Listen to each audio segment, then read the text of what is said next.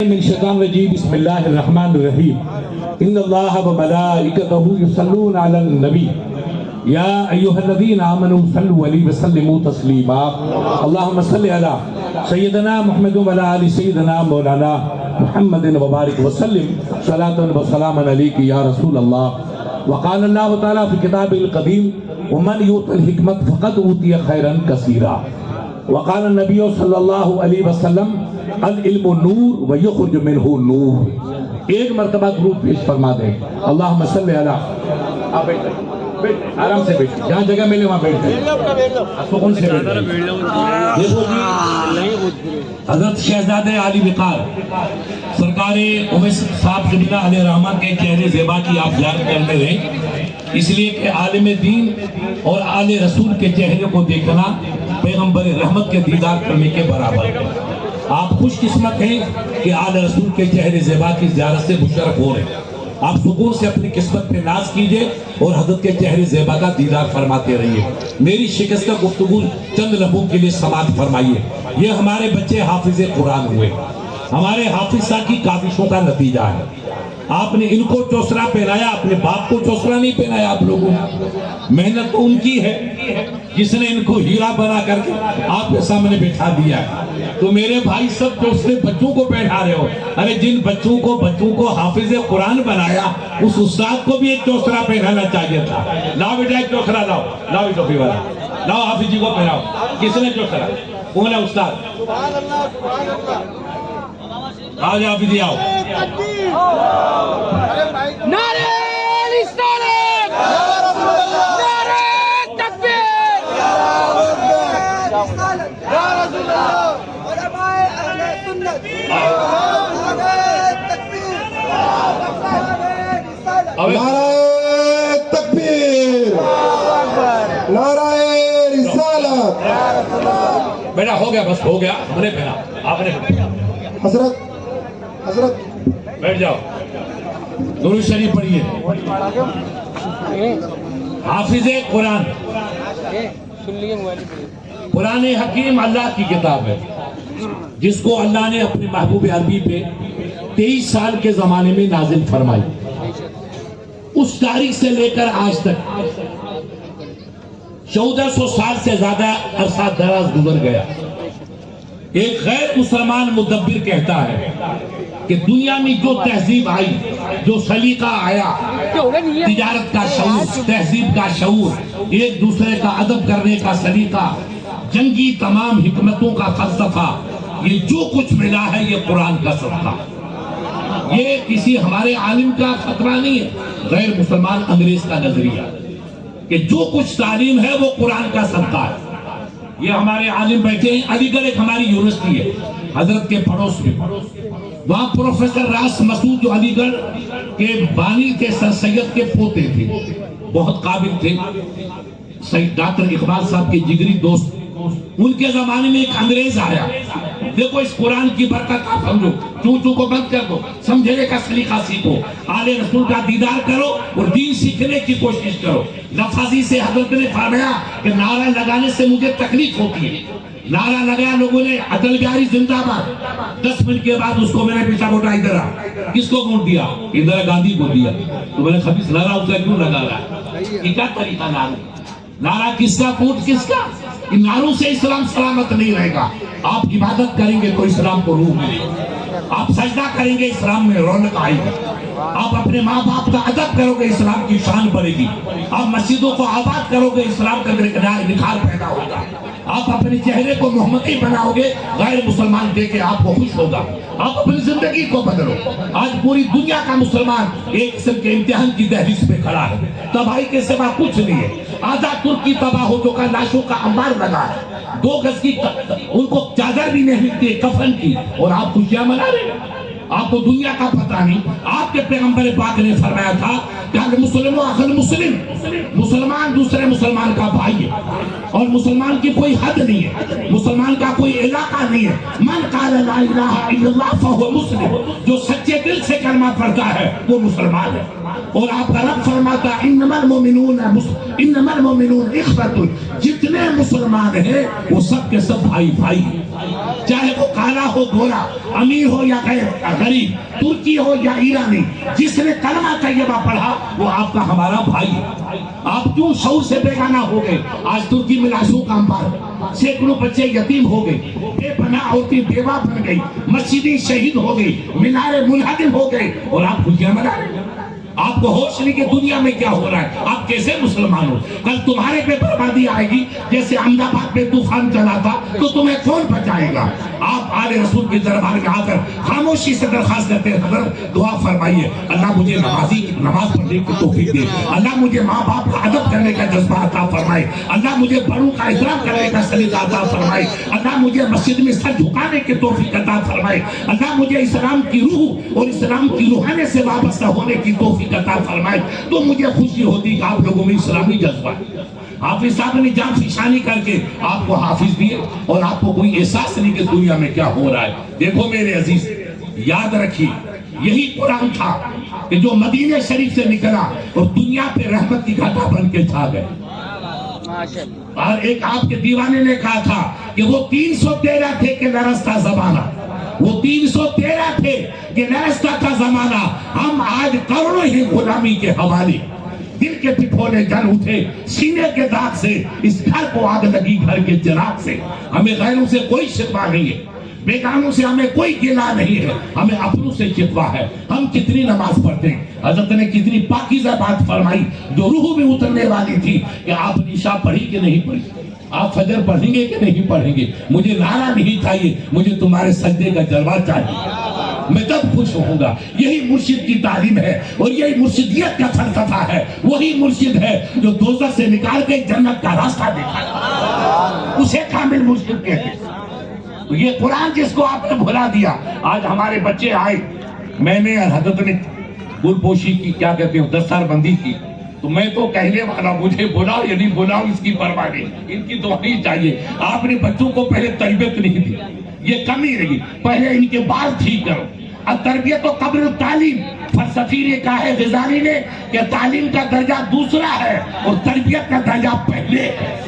یہ کل امام بنیں گے، قوم کے رہبر بنیں گے، اور بال ان کے ابھی انگریزی کٹ ہے یا شیطانی کٹ ہے، تو یہ کیا جا کے ہماری نمازوں کو سدھاریں گے؟ اس لیے ہمارے استادوں کی ذمہ داری ہے کہ تعلیم بعد میں انجام دو، پہلے ان کی زندگی کو بدلو، ان کی فکر کو بدلو، ان کے احساس کو بدلو، ان کی رفتار کو بدلو، ان کے شعور کو بدلو، تاکہ یہ سمجھیں کہ ہماری زندگی رسول کی غلامی میں پہنچی ہے۔ بغیر رسول کی غلامی کے ہم کبھی کامیابی کے منزلوں کو طے نہیں کر پائیں گے۔ علی گڑھ یونیورسٹی میں پروفیسر آیا، وہ انگریزی کا پروفیسر نہیں تھا، عربی کا تھا۔ حضرت کو معلوم ہے پہلے زمانے میں انگریز اپنے یہاں حکومت کر چکے، اور وہ عربی کے فارسی کے ماہر تھے، اعلیٰ قسم کے پروفیسر تھے۔ اس نے آ کر کے علی گڑھ میں ایم اے کے بچوں کو عربی پڑھانے کا ذمہ لیا۔ پروفیسر تھا، کلاس میں آیا، کتاب کھولی تو اس میں مضمون تھا کہ سرکار عیسیٰ علیہ السلام نے اپنی قوم سے کہا کہ میرے بعد ایک پیغمبر پاک آئیں گے جن کا نام وہاں احمد ہوگا اور یہاں محمد ہوگا۔ اے میرے ماننے والوں، جب تم زمانے محمد عربی پاؤ تو میرا مزاج چھوڑ کے، میرا کلمہ چھوڑ کے، میری تعلیمات چھوڑ کے محمد عربی کا کلمہ پڑھنا، انہی کا دامن پکڑنا۔ جنہوں نے ان کا کلمہ پڑھا ان کی دنیا بھی کامیاب، ان کی آخرت بھی کامیاب، اور یہی میرا آخری اور پہلا تم کو پیغام ہے۔ تو اس نے کہا کہ اگر میں نے بچوں کو یہ سبق پڑھایا کہ حضرت عیسیٰ علیہ السلام کا یہ پیغام ہے کہ جو میرے بعد رسول اللہ کا زمانہ پائے اور اس کو اللہ زندگی میں برکت دے، تو اس بندے کی ذمہ داری فرض ہے کہ وہ رسول اللہ کا کلمہ پڑھے، اسلام قبول کرے۔ لا الہ الا اللہ عیسیٰ روح اللہ نہیں، لا الہ الا اللہ محمد رسول اللہ پڑھے، تو یہاں بھی کامیاب وہاں بھی کامیاب۔ اب اس نے سوچا اگر میں نے یہ لیسن پڑھایا، سبق شروع کیا، تو یہ ذہین بچے ایم اے کے ہیں، پہلی دوسری کلاس کے تو ہے نہیں، یہ کہیں گے سر گستاخی معاف فرمانا۔ جب عیسیٰ علیہ السلام نے آج سے قریب اللہ نے کی دے 600 سال یہ ابھی کا قصہ ہے تو قریب 1200-1300 سال پہلے فرما دیا تھا کہ میرے بعد ایک مقدس پیغمبر آئیں گے جن کا نام پاک یہ ہوگا وہ ہوگا، جو ان کا زمانہ پائے وہ ان کا کلمہ پڑھے، وہ میرا بھی ہے اور اللہ کا بھی مقبول بندہ۔ تو آپ کی عمر تو 52-53 سال کی ہے سر، آپ لندن سے چل کے انڈیا آئے، ہمیں آ کے تعلیم کا مزاج دیا، تو آپ نے اب تک اپنے پیغمبر کی بات پر عمل کیوں نہیں کیا؟ آپ کو تو کلمہ پڑھ لینا چاہیے تھا کہ یہی حق تھا۔ تو اس نے کہا میں جواب کیا دوں گا؟ تو اس نے ادھر ادھر کی باتیں کر کے کلاس کو برخاست کر دیا۔ دوسرے دن پھر آیا، پھر سبق تو وہی پڑھانا ہے، تاریخ پڑھانے والا تھا، ہسٹری تھی اس کے سامنے، پھر اس نے ادھر ادھر کے مسئلے چھیڑ کے بات کو رفع دفع کر دیا۔ تیسرے دن وہ پھر اسی کلاس میں آیا، بچے وہی تھے، تو ایک بچہ آپ کی طرح ذہین اٹھا، اس نے بلیک بورڈ پہ مولانا صاحب لکھ دیا قرآن کی ایک چھوٹی سی آیت کریمہ، لما تقولون ما لا تفعلون، اے بندہ تو وہ کیوں کرتا ہے جو کیوں کہتا ہے جو کرتا نہیں ہے؟ پہلے کیجئے پھر اس کی بات کو کہیے، جب تو خود کرتا ہی نہیں ہے تو کہنے کا تمہیں کہاں سے مجاز ملا، کیا حق ملا؟ یہ جملہ اس نے کالے بورڈ پہ لکھ دیا، لما تقولون ما لا تفعلون، وہ بات کیوں کہتے ہو جو کرتے نہیں ہو؟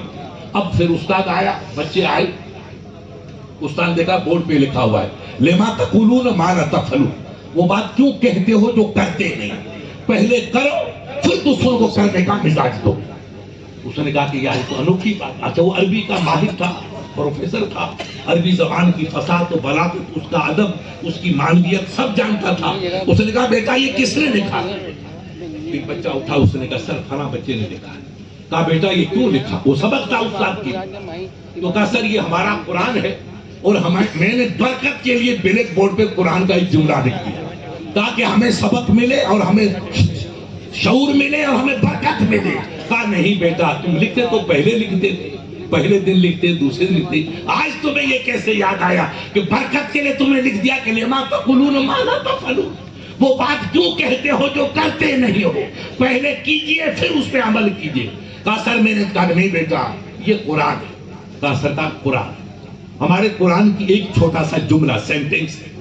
تو کہا خدا کی قسم میں نے آپ کے عربی قرآن کی تعلیم پڑھی، مصر میں پڑھا، لیبیا یا لبنان میں نے پڑھا، اچھے اچھے استادوں سے میں نے یونیورسٹیوں سے پڑھا، 1000 میں عربی کے اشعار کا کے حامل ہوں، پرانی زمین کی عربی، بعد کے زمانے کی عربی کے جو دقیق سے دقیق اشعار ان کو بھی میں جانتا ہوں، مگر جو فصاحت و بلاغت اور جو حکمت کا خزانہ اس جملے میں ہے وہ کسی کی شاعری میں ہے ہی نہیں۔ میرا وجدان کہتا ہے یہ جملہ کسی انسان کا نہیں ہے بلکہ بنانے والے رب العالمین کا ہے۔ کہا سر یہ تو قرآن کا ایک جملہ ہے، ہزاروں جملے ہیں قرآن کے، وہ اس سے بھی ایک سے ایک بڑھ کر ہیں، یہ میرے رب کا فیصلہ ہے۔ کہا بیٹا میری نادانی تھی کہ میں نے اب تک اسلام قبول نہیں کیا، واقعی قرآن بھی بے مثال ہے، اور جس پہ قرآن اترا وہ مصطفیٰ بھی بے مثال ہے، وہ نبی کا جو پیغام ہے وہ بھی بے مثال ہے، نبی کی جو تعلیم ہے وہ بھی بے مثال ہے۔ میں آیا تھا تم کو پڑھانے کے لیے مگر تم نے مجھے پڑھا دیا، اب میں تم کو نہیں پڑھاؤں گا، میں تمہیں گواہ بناتا ہوں، اشہد ان لا الہ الا اللہ واشہد ان محمدا عبدہ ورسولہ۔ میں اکیلا ہی چلا جانب منزل مگر لوگ ساتھ ہوتے رہے، کارواں بنتا چلا گیا۔ یہ آپ کے قرآن کا اعجاز تھا، یہ قرآن کی برکتیں تھی، یہ قرآن کی معنی اور بلاغت کا یہ بے مثال جذبہ تھا کہ انگریز نے جب قرآن کے چند جملے پڑھے ان کا نقشہ بدل گیا۔ آج آپ خوشی کا آپ کو اور مسرت کی خوش پاکیزہ گھڑی کا موقع ملا کہ حافظ صاحب کی کاوشوں سے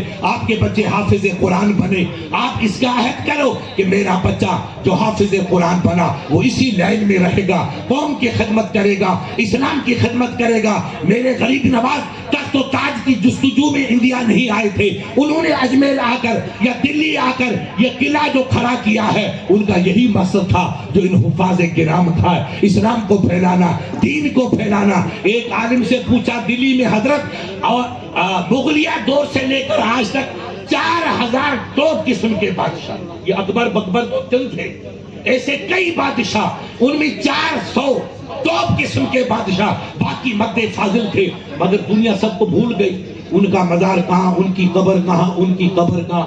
مگر اجمیر میں کسی غیر مسلمان سے پوچھو بیٹا خواجہ صاحب کا مزار کہاں ہے، کہ خواجہ پیا کو سلام وہ اجمیر میں سو رہے، غیر مسلمان جانتا ہے۔ تو پتہ چلا کہ سلطان کی سلطانی سلامت نہیں رہتی ہے، ولی کی ولایت ہمیشہ سلامت رہتی ہے۔ جنہوں نے رب کے راہ کو اپنایا، مصطفیٰ سے رشتہ مضبوط کیا، اپنے دین سے رشتہ مضبوط کیا، اپنے مذہب سے رشتہ مضبوط کیا، وہ کل بھی بادشاہ، آج بھی بادشاہ۔ ایک انگریز اجمیر شریف میں آیا تو لوگوں نے کہا سر جوتی یہاں اتار دو، اس نے جوتی اتار دی، کہا رومال سر پہ رکھو، رومال سر پہ رکھا، کہا حوض سے پانی سے پاؤں دھو کے آؤ، پانی دھویا۔ اب بڑے بڑے وہ انگریز جس کو وائسرا جس کو سلام کرے، ایسی پوزیشن کا آیا صرف اجمیر کو دیکھنے کے لیے۔ آپ جیسے بچوں نے کہا بیٹا سر پہ رومال رکھ دے بابا، یہ پاؤں دھو لے اور یہ کر لیجئے، وہ سب مانتا۔ تو درگاہ شریف میں گیا تو غریب نواز سو رہے، اس نے کھڑے ہو کر سلام کیا۔ انگریز پڑھا لکھا تھا، واپس گیا۔ دلی میں جا کر مضمون لکھا کہ میں دنیا کا سیاح ہوں، دنیا گھوم کے میں نے دیکھی ہے، زندے لوگ تو بادشاہی کر رہے ہیں، مگر میں قبر میں سو کے اگر کسی کی بادشاہی ہے تو اجمیر والے ہندو ولی کی بادشاہی، وہ سو رہے ہیں، دنیا کانپ رہی ہے، سر جھکا رہے ہیں، پیر دھو رہے ہیں، آنکھوں کو خم کر رہے ہیں، ہاتھ باندھ رہے ہیں۔ اے میرا رب، یہ حکمرانی ہے، یہ کون سی حکمرانی ہے؟ سونے والا سو رہا ہے، وہ دھکا پوری دنیا پہ اس کا بج رہا ہے۔ تو حدیث مصطفیٰ ہے من کان اللہ کان اللہ لہو، جو اللہ کا ہو جاتا ہے خدا کی خدائی اس کی غلام بن جاتی ہے۔ آپ اسلام سے قریب آؤ، یہ نعرے بازی چھوڑو، مسجدوں کو قبول کرو۔ ایک نہیں کئی یوگی پیدا ہوں گے، یاد رکھنا کفن کی چادریاں نہیں ملے گی۔ ہمارے حضرت سے پوچھو یو پی کا حال کیا ہے، 2 قدم آگے چل کے دیکھو پٹنہ کے پڑوس میں کیا ہو رہا ہے، ادھر کیا ہو رہا ہے۔ یہ دل کے جلے ہیں جذبے، اس کو پورے دیگا نہیں۔ آپ غور کیجئے، اللہ نے عقل سلیم سے آپ کو نوازا ہے۔ علماء نے کہا کہ ایک ہی ذریعہ ہے جس کی اقبال نے غواصی کی ہے کہ کی محمد سے وفا تو نے تو ہم تیرے ہیں، یہ جہاں چیز کیا لوگوں کا نم تیرے۔ دنیا کی ترقی ہے کہ دنیا آگے بڑھے، آگے بڑھے۔ اور علامہ کہتے ہیں کہ مومن کی ترقی اس لیے ہے کہ مسلمان پیچھے ہٹے۔ ابو بکر کا کردار کیا تھا، عمر کی رفتار کیا تھی، عثمان کا مزاج کیا تھا، علی کی شمشیر زنی کیا تھی، حسین کا ایثار کیا تھا، حسن کا جمال کیا تھا۔ ان کی ترقی آگے بڑھانے لی ہے، ہماری ترقی پیچھے جانے لی ہے۔ آپ دیکھیے کہ آج ہم کہاں کھڑے ہیں، کس منزل پہ کھڑے ہیں۔ ترکی میں کیا ہوا، ادھر دیکھیے سیریا میں کیا ہوا، اتھرا میں کیا ہوا۔ یہ سب اللہ کی طرف سے عذاب کی جھٹکیاں ہیں جو مسلمان برداشت کر رہا ہے۔ ادھر بھی ہے ادھر بھی ہے۔ ایک سادی شیرازی تھے، حضرت جانتے بڑے ولی اور علم کے پہاڑ۔ وہ آپ جیسے کسی شہر میں آئے تو بھیڑ دیکھی، اللہ کے ولی تھے، چادر ڈالے ہوئے نظر خمیدہ کر کے جا رہے تھے۔ تو نگر نگم والے جس کو اپن کہتے ہیں، اس کو پرانے زمانے کے جو تھا ان لوگوں نے اس کو کتوں کو پکڑنا شروع کیا کہ آوارہ کتوں کو پکڑو، آبادی کو پریشان، لوگوں کو پریشان کرتے۔ تو انہوں نے آوارہ کتوں کو پکڑا، انہوں نے اپنی جال ڈالا، جو زمانے کا دستور تھا، گاڑیاں تھی نہیں۔ پکڑتے پکڑتے ایک کتا کسی کا پالتو تھا، اس کو پکڑنا تھا تو کتے نے چھلانگ ماری، پولیس والوں کو اوپر کودا، سب سے اوپر کودتا ہوا سامنے کھڑا تھا اس کا مالک، دوڑتا دوڑتا اس کے پاؤں میں گیا۔ تو اس نے اس کو روک دیا، ان کا بھائی خبردار، اب آوارہ کتوں کو پکڑو بیٹا، یہ کتا آوارہ نہیں، یہ میرا پالتو کتا۔ تو پولیس والوں نے کہا سر ہم کو اس کا علم نہیں تھا، مگر اس کتے کی جرت دیکھو کہ اس کو بھاگنا چاہیے تھا ادھر، پولیس والے پکڑتے ہیں وہاں کے کتوں کو، آواروں کو، اور وہ پولیس والوں کی طرف آ رہا ہے۔ کیوں آ رہا ہے؟ کہ اس کے مالک کا گھر ادھر تھا، کسی کے پیر میں گھسا، کسی کے اوپر سے کودا۔ تو وہ اللہ کے ولی رونے لگے۔ لوگوں نے پوچھا حضور یہاں تو کسی نے کوئی سختی نہیں کی، آپ کی بے ادبی نہیں کی، کتے کو بھی ابھی کسی نے پکڑا نہیں، مالک کے پاس آیا، آپ روئے کیوں؟ کہا بیٹا اس کتے نے مجھے زندگی کا سبق پڑھا دیا۔ نوٹ کرو کوٹے والوں، یہ جانور ہے۔ اللہ کا ولی کہتا اس نے مجھے زندگی کا سبق پڑھا، چیز وہ کیا ہے؟ کہا دیکھیے جو آوارہ کتے تھے، کوئی ادھر گیا ادھر گیا ادھر گیا، پکڑا گیا۔ اس نے کہا میں ادھر ادھر نہیں جاؤں گا، جو مالک کا گھر ہے ادھر جاؤں گا۔ مارو تو تمہاری مرضی، چھوڑو تو تمہاری مرضی، میں گولی کھاؤں گا مگر تیرے یار نہیں چھوڑوں گا۔ پیروں میں گھسا، سر پہ کودا۔ مالک نے کہا بیٹا خبردار، یہ میرا پالتو کتا ہے۔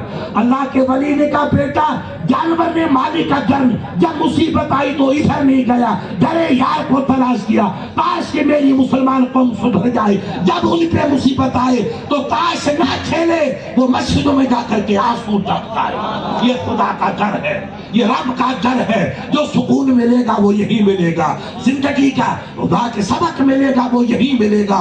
آج کے مسلمان ان آندھیوں کی زد میں, طوفانوں کے دعا کی زد میں اس نقطۂ نادر کو سمجھے کہ ہماری پناہ مسجدوں میں ہے, اللہ کی عبادت میں ہے, قرآن کی تلاوت میں ہے, مسجد کے دامن سے ہے. ہم اپنے بزرگوں کے دامن سے جڑے رہیں گے اور ان کی تعلیمات پہ عمل پیرا رہیں گے, مسجدوں میں سر ریز رہیں, سجدہ ریز رہیں گے.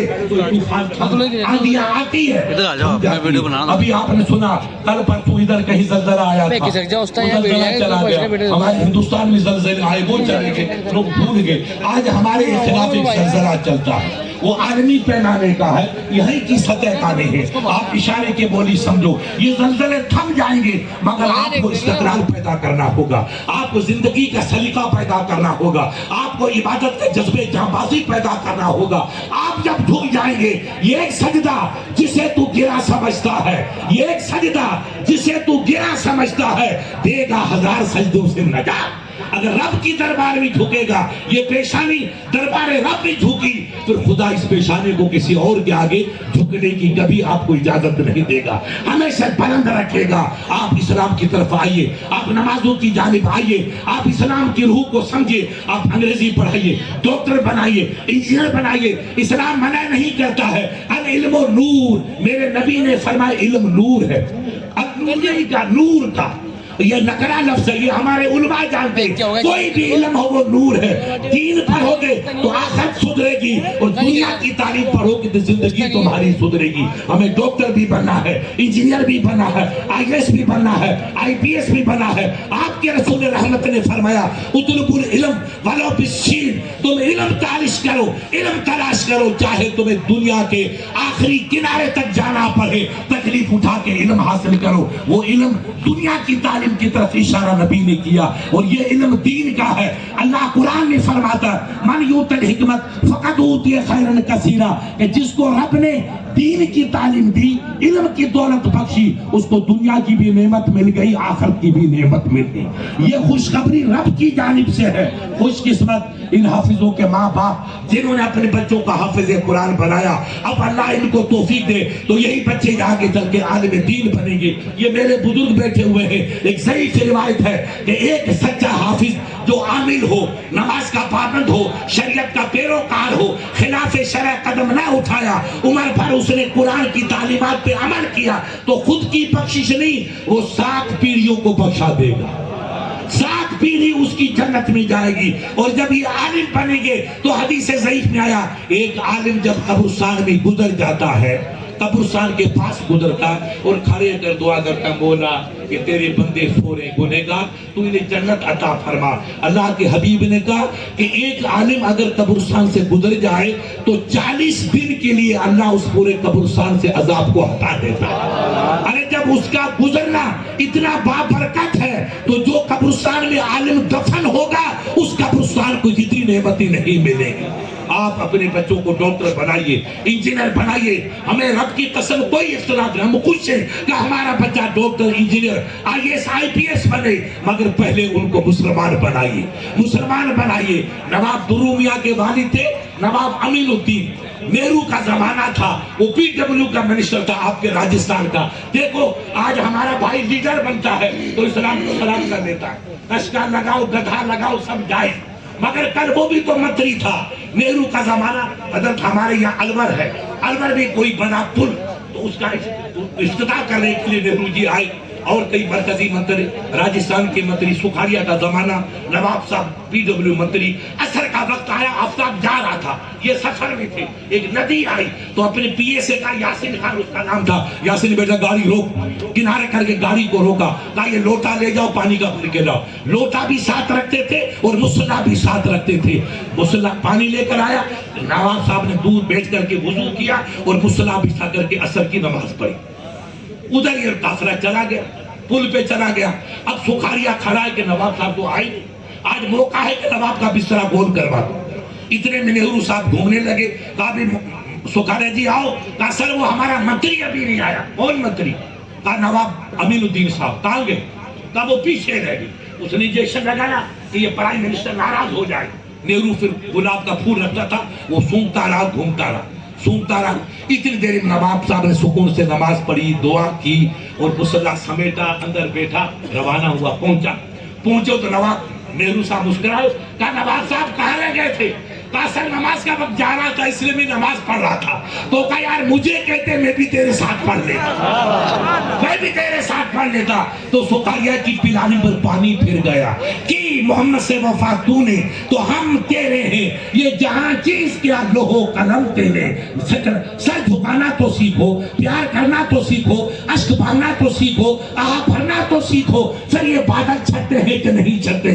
ये बादल आए नहीं, इनको भेजा गया। वमा असाबकुम मिन मुसीबतिन व बिमा कसबत अयदीकुम। ये जो तूफान उठा है, कुरान में रब फरमाता हबीब आप इनको कह दो ये कहीं से नहीं आया, ये तुम्हारी बदआमाली का नतीजा है, बेरहा रवि का नतीजा है, जुआबाजी का नतीजा है, शराब नोशी का नतीजा है, तर्के नमाज का सदका है। तुम इस्लाम की राह पे आओ, खुदा की रहमती तुम्हारा मुकद्दर बन जाएगी, रब का करम शामिल हाल हो जाएगा, ये सब अंधेरा छट जाएगा, उजाला मुस्कुरा उठेगा। हमें नमाज पढ़नी होगी, हमें कुरान की कदर को समझना होगा, हमें अपने उलमा की कदर करनी होगी, हमें आले रसूल की अजमतों को समझना होगा, हमें अपनी जिंदगी के मकसद को समझना होगा कि अल्लाह ने हमें क्यों पैदा किया। हजरत सफर करके आए, आपने इस्तकबाल किया, खुशी की, इसलिए कि एक आले रसूल इतनी जहमत उठा करके हमारे गरीब खाने पे तशरीफ लाए, तो आपको खुशी हुई, तो आपने इस्तकबाल किया। क्यों इस्तकबाल किया? जोर से मुझे बोलो। हजरत जब रहते यूपी में, जब इस्तकबाल करते हो जोर से बोलो। अरे यूपी में रहेंगे जब इस्तकबाल करते हो जोर से बोला ना, नहीं करते हो। कोटा में आए जब इस्तकबाल किया, हजरत ज़ाहिर हमारी किस्मत, एक नबी का शहजादा, एक आले रसूल, एक जिंदा वली हमारे गरीब खाने आपके घर आए तो तुम सब खड़े हो गए। ये हमारा बुढ़ा बुजुर्ग खड़ा हो गया, हमारा सेठ खड़ा हो गया। अरे हजरत के आने से तुम खड़े हो सकते हो। याद रखो कोटा वालों, तुम अल्लाह के घर में जाओगे तो अल्लाह की रहमत खड़े होकर तुम्हारा इस्तकबाल। नादान क्यों नहीं समझता है? हमारे घर सैयद आए तो हम पान खुशी के मारे वाकई बेमिसाल मसरूर हो गए। जाहिर हमारी किस्मत के नबी का शहजादा हमारे गरीब, तो आपने इस्तकबाल किया। अल्लाह जाली का, अगर आप रब के घर में जाके सजदा करेंगे, वुजू करेंगे, टोपी पहनेंगे, आंसू बोला आना मेरा काम था और सर झुकाने को कबूल करना तेरे कर्म पे मौकूफ है। तो जैसे हजरत के आपके घर पे आए तो आप खुश हुए, आप रब के घर पे जाएंगे तो रब को भी खुशी होगी, मेरा गुलाम मेरे दर पे आया। अब आपको कोई तकलीफ नहीं पहुंचाएगा, न चोटी न धोती, सब फेल हो जाएंगे। तुम्हें नमाजी बनना होगा, तुम्हें आंसू टपकाना होगा, तुम्हें कुरान को पढ़ना होगा, तुम्हें कुरान की रूह को समझना होगा। तो सर सैयद के अलीगढ़ में उस प्रोफेसर ने कहा बेटा मैं आया तो तुम्हें पढ़ाने के लिए, मगर तुमने मुझे पढ़ा लिया। जब कुरान की एक सेंटेंस में, एक जुमले में जब इतनी हिकमत है तो पूरे कुरान में कितनी हिकमत होगी। मैं ऐलान करता हूँ कुरान भी सच्चा, और जिसने कुरान दिया वो भी सच्चा, और जिसको दिया वो भी सच्चा। ला इलाहा इल्लल्लाहु, ये इस कुरान की बरकत थी। इस कुरान को हमने भुला दिया, हमारी जिंदगी ने भुला दिया, हमारे भाइयों ने भुला दिया।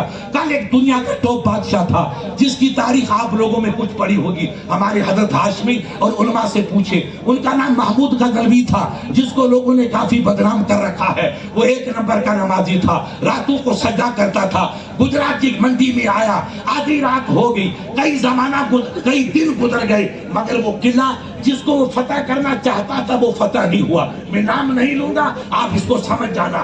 तो हम लोग कहते हैं यार मुफ्ती साहब ने दुआ नहीं की, हजरत ने दुआ नहीं की, या मेरी फौज कमजोर है। मगर पहले बादशाह ये नहीं कहते नहीं तुम सब अच्छे हो, मेरे में कमजोरी है, मेरे में कमी है, मेरे में कमी है। अब वो आधी रात को उठा, सुनो कोटा वालों, ये आपका मुसलमान था, आपका भाई था। आधी रात को आधी दुनिया का बादशाह जिसका नाम महमूद गजनवी, जिसके नाम से दुनिया थर्रा जाती थी, आधी रात को उठा।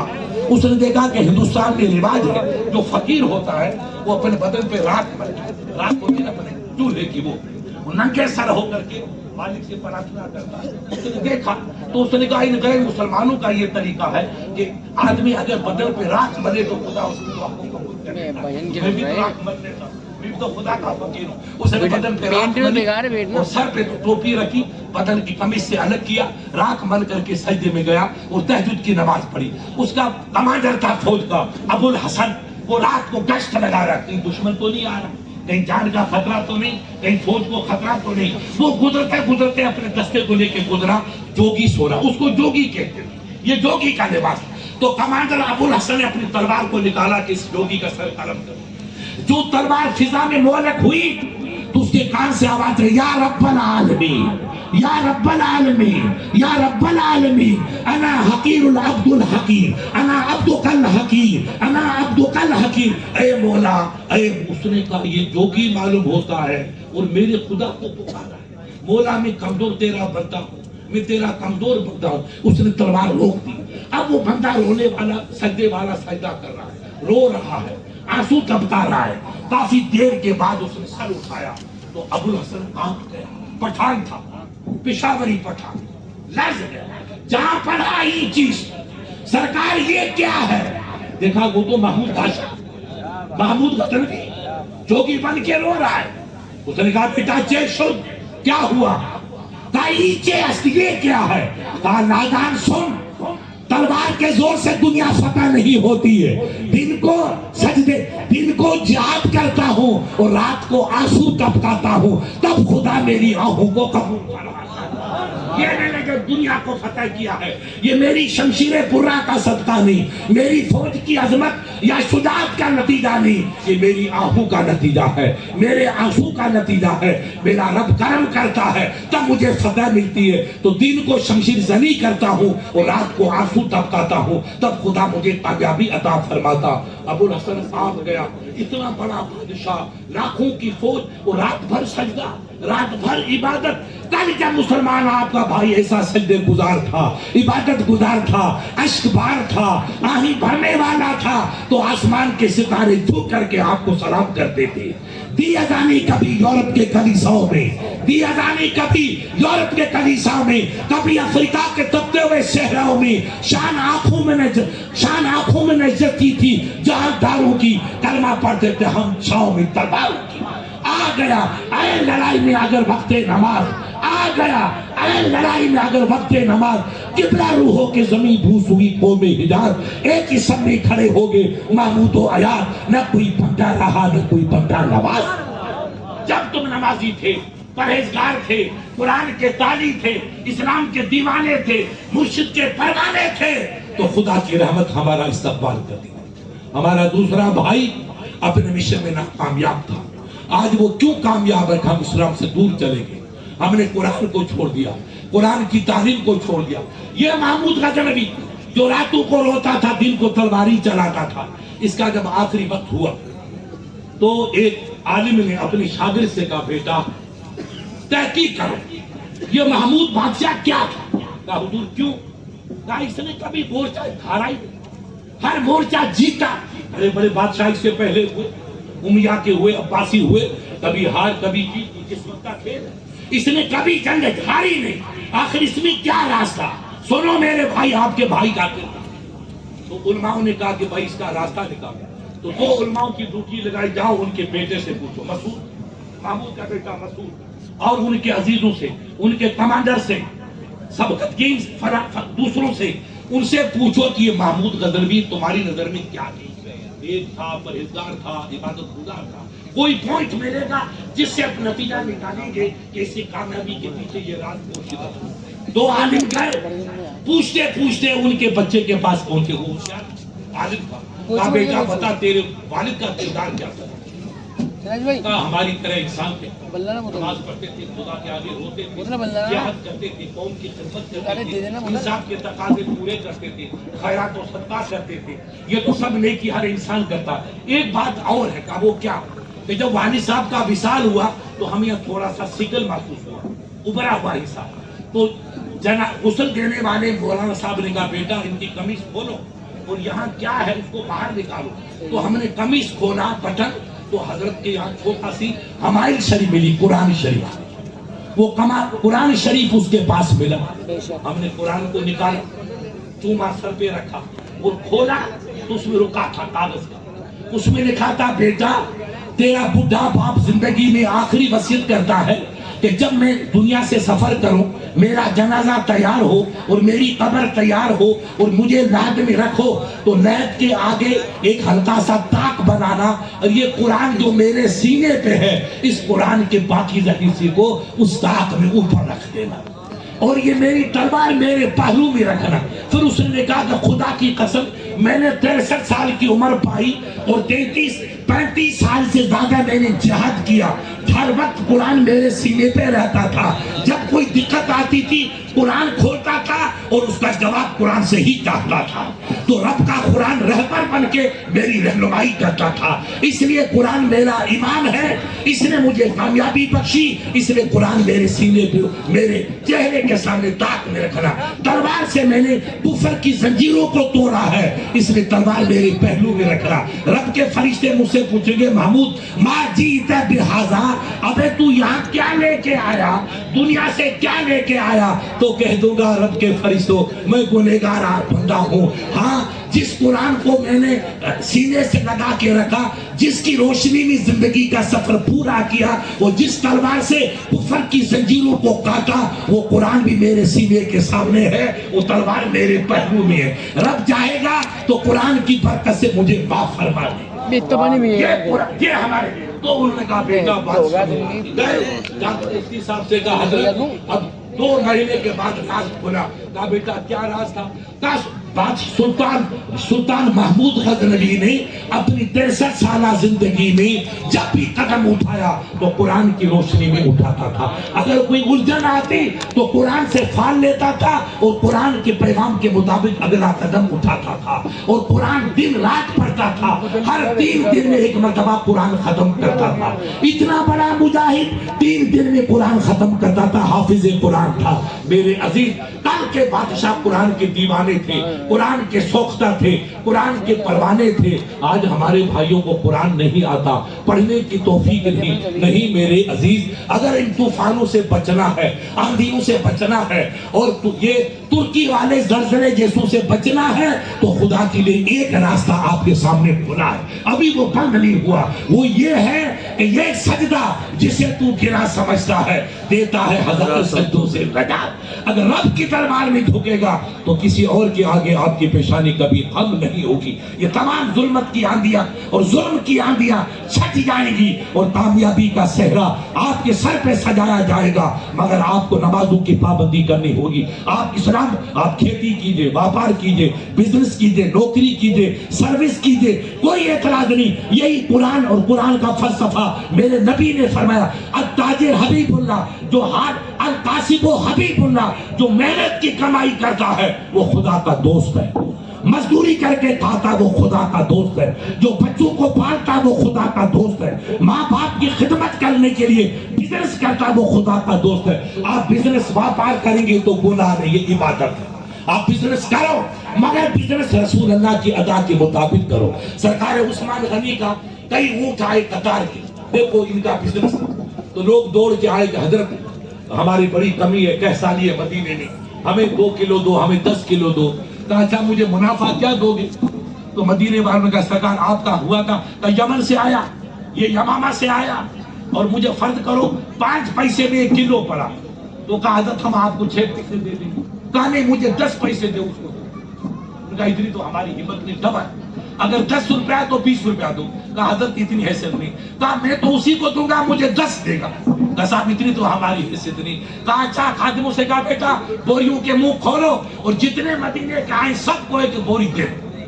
کوئی قیمت نہیں تم تو نہیں دو گے مگر تمہارے رب نے وعدہ فرمایا وَمَنْ جَاءَ بِالْحَسَنَةِ فَلَهُ عَشْرُ أَمْثَالِهَا. جو ایک نیکی کرتا ہے رب اس کو دنیا میں 10 نیکیاں دیتا ہے اور آخرت میں 70 گنا زیادہ دیتا ہے. لے جاؤ مجھے تم سے نہیں چاہیے رب سے چاہیے. یہ سخاوتی سرکار عثمان غنی کی. آج ہمارا میاں بھائی کہتا مفتی صاحب ہمارا بزنس ٹھپ ہو گیا. ارے شیطانی کام کرو تو پیسے لٹاؤ اور مسجد بنانا ہو مدرسے کی تعمیر ہو دین کا کام ہو تو ہمارے بھائی پیچھے ہٹے نہیں. میرے پیارے مسلمان سخی پیدا ہوا اور اللہ کے نبی نے فرمایا السخی حبیب اللہ ولو کان فاسقا البخیل عدو اللہ ولو کان زاہدا. سخی اللہ کا دوست ہے. جتنا لٹاتا چلا جائے گا اللہ اتنا اس پہ کرم فرماتا جائے گا. اور بخیل مجرم ہے چاہے تہجد کی نماز پڑھے. آپ بخیل مت بنو, اسلام کی پاسبانی کرو, کچھ فنڈ جمع کر کے رکھو تاکہ کبھی آندھی آئے تو وہ فنڈ ہمیں کام آئے گا. فضول خرچی کرنا, ایک دوسرے پہ لاکھوں روپے لٹانا یہ عقلمندی نہیں, ایک شادی میں لاکھوں روپے لٹانا یہ بربادی کی دلیل ہے. آپ دیکھو جا کر کے حضرت سے پوچھئے, ہمارے یو پی میں ایک بہت بڑا منتری تھا, نام یہاں نہیں لوں گا, اس نے اپنی بچی کی شادی کی, کئی لوگ گئے, مجھے زندگی کے ساتھ چلو, میں چلا گیا. تو حضرت ایک تو پیچھے کا واقع تھا نقطہ اور ایک نمکین تھا, ایک واقع بوتل کی پانی کی, گرمی کا زمانہ تھا. ارے میں نے کہا یہ پرائم منسٹر کی بیٹی کی شادی, یہ خرچ. حضرت یہ لوگ سمجھدار ہیں, اپنے قوم بیوقوف ہے, 5 کماتی ہے اور 50 خرچ کرتی ہے, اور یہ 50 کماتی ہے اور 5 خرچ. میرے عزیز ہمیں فضول خرچی نہیں کرنا چاہیے, فضول خرچی کرنا حرام ہے. پوچھو حضرت سے قرآن کا فیصلہ, اللہ نے آپ کو دیا اس کو آپ رکھیے.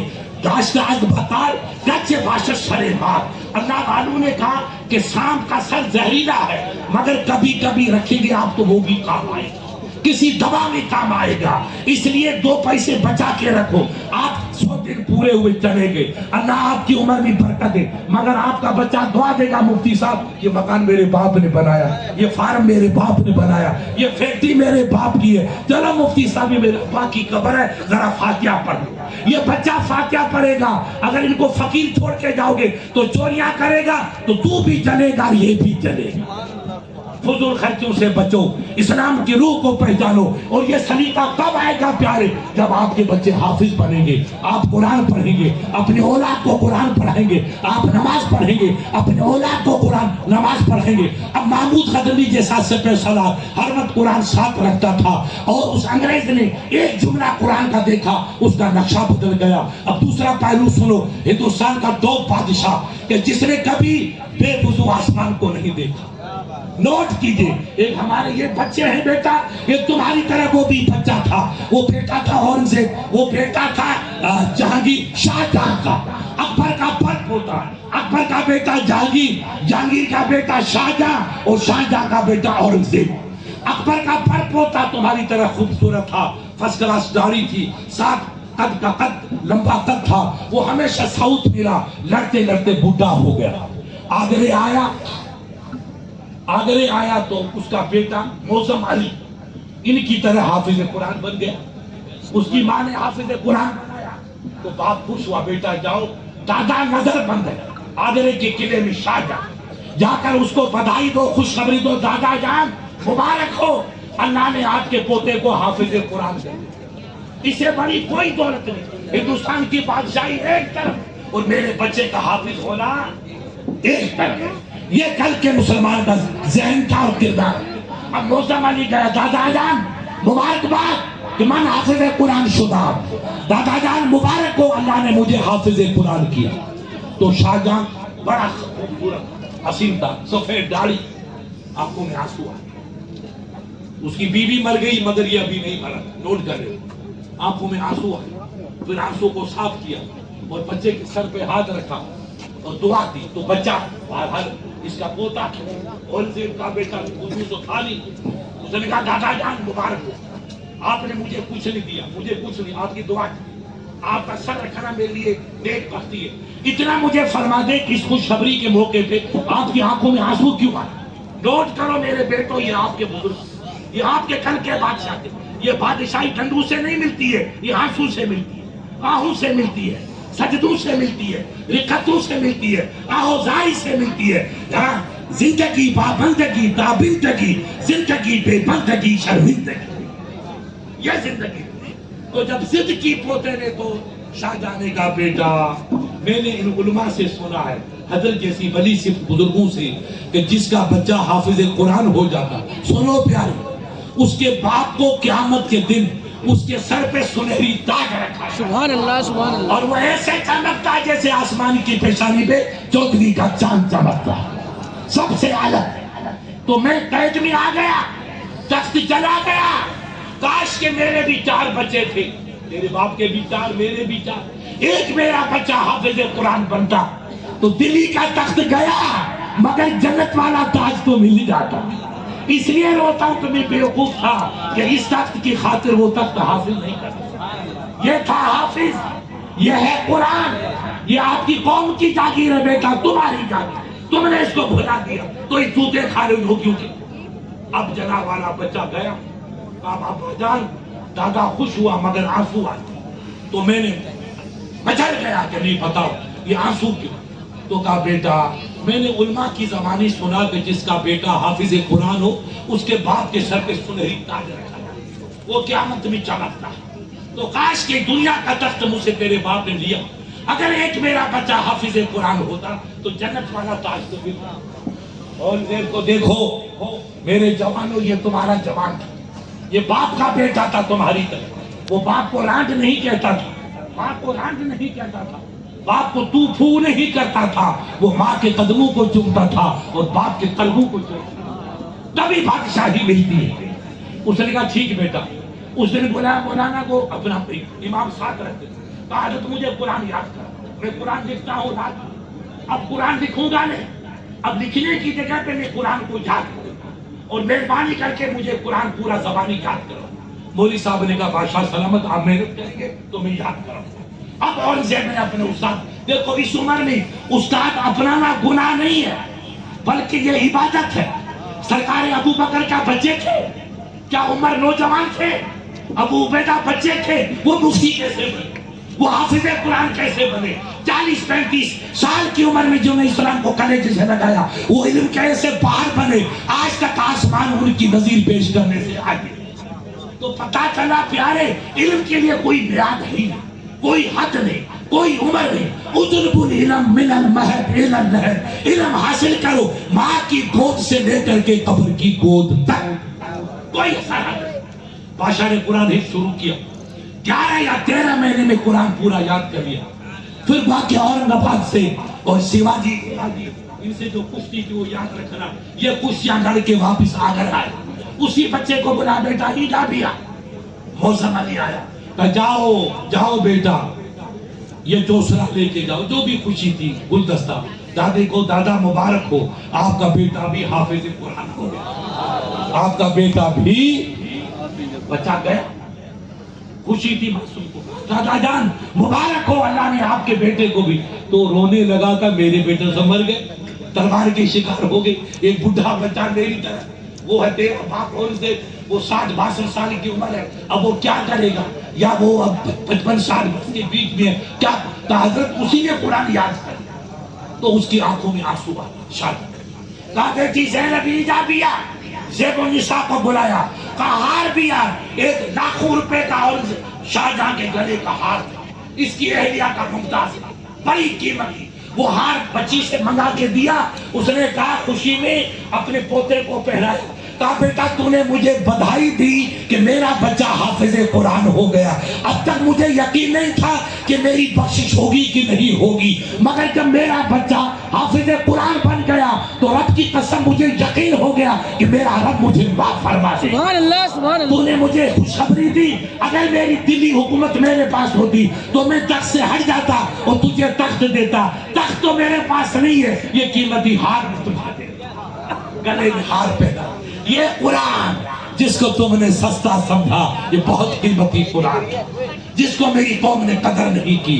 اب بھی وقت ہے ہم قرآن کی تلاوت کریں، تلاوت کر کے ہم دعائیں کریں۔ ہمارے لیے سرکار دعا مخل عبادت، دعا عبادت کی جان ہے، اور آپ دیکھتے ہیں ہمارے یہاں حضرت جاتا تھا بھنڈارا، غیر مسلمان مگر اس کی بیٹے کی دوستی اللہ والوں سے، عالموں سے، شاعروں سے کی، جب دیکھتا کہ اب یہ مریض بچنے والا نہیں ہے، کہا بابا اس کو لے جا دعا کرو۔ ارے بھائی دوا، کہا نہیں دوا ہماری تھک گئی، اب دعا کام آئے، جہاں دوا رک جاتی ہے وہی دعا کام آتی ہے۔ اللہ کے حبیب نے فرمایا کہ ماں باپ کی دعا سے عمر بڑھ جاتی ہے، یا نیک بندے کی دعا سے عمر بڑھ جاتی ہے، ورنہ عمر بڑھنے کا کوئی راستہ نہیں۔ تو جب انسان تھک جاتا ہے، جب دعا کا سہارا لیتا ہے، ہم تھک چکے ہیں، ہمارے پاس کچھ نہیں، نہ مسلمانوں کا لیڈر ہے، نہ امام ہے، اور امام کی تو قدر ہی نہیں کرتے۔ حضرت نے اشارہ فرمایا امام کو غلام سمجھتے ہیں، تو ہم باقی موچوں کے غلام ہوں گے، فراشوں کے غلام ہو گئے، گلی صاف کرنے والے ہمارے امام بن گئے۔ یاد رکھو پیارے، یہ تمہارے قریب ہے، لالو زیادہ بڑا بننے لگتا ہے گنیش دو تین تو غیر مسلمانوں کے بیچارے وہ بنیوں کے ہوتے منہ بند کر رہے وہ سادھو آئی خدا کی قسم حضرت ان کا بالکل مادرزاد بے لباس کوئی اس کے بدن پہ لباس نہیں مگر غیر مسلمان کا طوفان ان کے آگے بھی وہ کہتا سر میری کار میں بیٹھو اور وہ کہتا میری کار میں بیٹھو پھر مجھے رپورٹ ملی سید صاحب نے کہا حضرت جس کار میں وہ بیٹھا تھا اس کار کی قیمت لاکھوں روپے نکلی کہ ہمارا گرو اس میں بیٹھا یہ پتھر اور صنم کی پرستش کرنے والے اپنے گرو کی اتنی قدر کریں اور ہم اپنے گرو کو کچھ بھی نہ سمجھیں یہ کیسا مزاج ہے تب ہماری قوم سدھرے تب ہم اپنے امام کی اگر امام میں کمی ہے تو خدا کو جواب ہوتے آپ اس کو ادب کے ساتھ محبت سے رخصت کر دو مگر برائی مت کرو بے عزتی مت کرو ہم اپنے اماموں کی عزت کریں گے تو اللہ آپ کو عزت عطا حضرت نے جملہ فرمایا کہ جو قوم امام کی عزت کرتی ہے اللہ کی جانب سے عزت کا سنہری پیغام اس کی قسمت میں لکھا جاتا ہے آپ اپنے عالموں کی قدر کرو اماموں کی قدر کرو آل رسول تو واقع ایک آخری واقعہ بتا دو سرکار عبداللہ اور امام حسین سرکار حسن ہم عمر قریب تھے 5-6 سال کا فرق دونوں بچے کھیلتے کھیلتے امام حسن نے فرما دیا انت غلام انت ابن غلام تو میرے غلام کا بیٹا یہ کس نے کہا سرکار عمر کے بیٹے کو سرکار حسن نے حسن چھوٹے تھے اور عبداللہ بڑے کہا تو مجھ سے کیا کشتی لڑے گا کیا تو میرے غلام کا بیٹا وہ حضرت عبداللہ بچے تھے ناراض ہو کے سرکار عمر کے پاس گئے اور عمر کا دبدبا کہ آدھی دنیا ان کے نام سے کام کی یہ عمر کا دب ان کے کوڑے سے دنیا لرزتی تھی کہا کہ رویا کا بیٹا کیوں روتا ہے کہا ابا جی مجھے امام حسن نے تو میرے غلام کا بیٹا سمجھا کہ میرا باپ سختی کرے گا تو سرکار عمر نے کہا بیٹا کاغذ لا اپنے کسی خادم سے کاغذ منگایا کہا بیٹا کاغذ لے جا اور امام حسن سے کہنا اس پہ لکھ دے کہ عبداللہ میرے غلام کا بیٹا ہے تو عبداللہ اور رونے لگا یہ میرے باپ نے تو الٹا کام کر دیا لکھا کے لاؤ میں گواہی دے رہا ہوں کہا نہیں بیٹا تو سچا ہے مگر لکھا کے لا کہا باپ سے لکھا نہیں کہا بیٹا تو جو لکھا کے لائے گا امام حسن سے کہ عمر میرا غلام ہے تو میں تمہیں وصیت کروں گا جب میرا 100 دن پورا ہو جائے تو میرے لاشے پہ وہ کاغذ رکھنا فرشتے پوچھیں گے عمر کیا لے کے آیا کہوں گا کہ حسن کی غلامی لے کے آیا سبحان اللہ یہ ہے عشق آل رسول اور یہ عشق ملے گا تو بریلی سے ملے گا ہم بریلی کی پوجا نہیں کرتے بریلی سے پیار کرتے یہ ہمیں عشق رسول ملا آل رسول کی محبت ملی یہ سب بریلی کا صدقہ ہے میرے امام نے ایک سید صاحب انوکھا مسئلہ یہ ہمارے مفتی یہ ہمارے کئی مفتی ان سے پوچھو پرانی تاریخ میں فتاوی قاضی خان یا جناب رد المختار دلمختار فتاوی قاضی ہدایہ عینی چنی چنا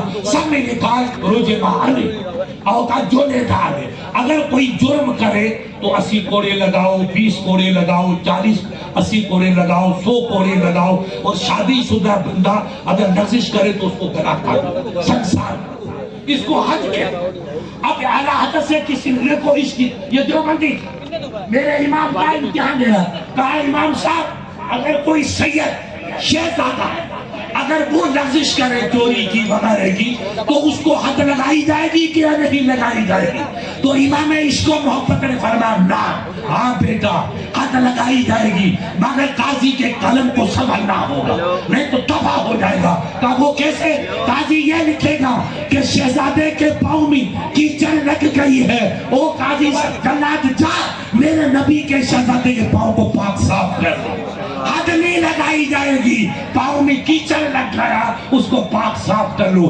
ایک محدث علامہ نے مجھے عرب میں کہا مفتی صاحب یہ فتویٰ ہماری بحث چل رہی تھی کہیں تاکہ یہ فتویٰ ماضی میں کہیں نہیں یہ فتویٰ کتاب کا نہیں ہے یہ فتویٰ عشق کا ہے یہ محبت نرالی ہے اور جس عالم کے دل میں یہ محبت ہے اس کی مثال ان صدیوں میں کہیں نظر نہیں آتی اس لیے دنیا امام عشق و وفا کو سلام کرتی ہے ہم اجمیر کو سردار مانتے ہیں اجمیر کی مٹی کو سید صاحب سلام کرتے ہیں خواجہ کی تربت کو پیار کرتے ہیں خواجہ کے دربار میں جو مٹی ہے وہ ہماری آنکھوں کا سرما ہے.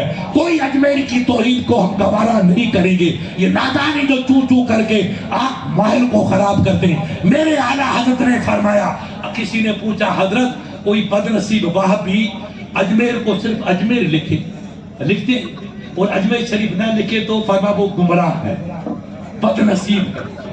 ارے اجمیر کو میرے اعلیٰ حضرت نے اجمیر کی توہین برداشت نہیں کی تو غریب نواز کی توہین کون برداشت؟ سلام اس عشق پہاڑ پر جس کی نظیر نہ ماضی میں ہے نہ حال میں ہم کو ہے. اللہ تعالیٰ ان آل رسول کے صدقے میں ہمیں آل رسول سے پیار کرنے کا سبق جذبہ عطا فرمائے. اعلیٰ حضرت نے جو جذبہ دیا, جو سبق پڑھایا, وہ سبق ہمارے دلوں میں زندہ رہے تاکہ ہم آل رسول کی محبت کرتے رہیں, تعظیم کرتے رہیں اور مسجدوں کو آباد کرتے رہیں. دنیا کی تعلیم کے ساتھ اپنے بچوں کو دین کی تعلیم دیں تاکہ ہماری دنیا بھی سدھرے, ہماری آخرت بھی سدھرے. السلام علیکم ورحمۃ اللہ وبرکاتہ.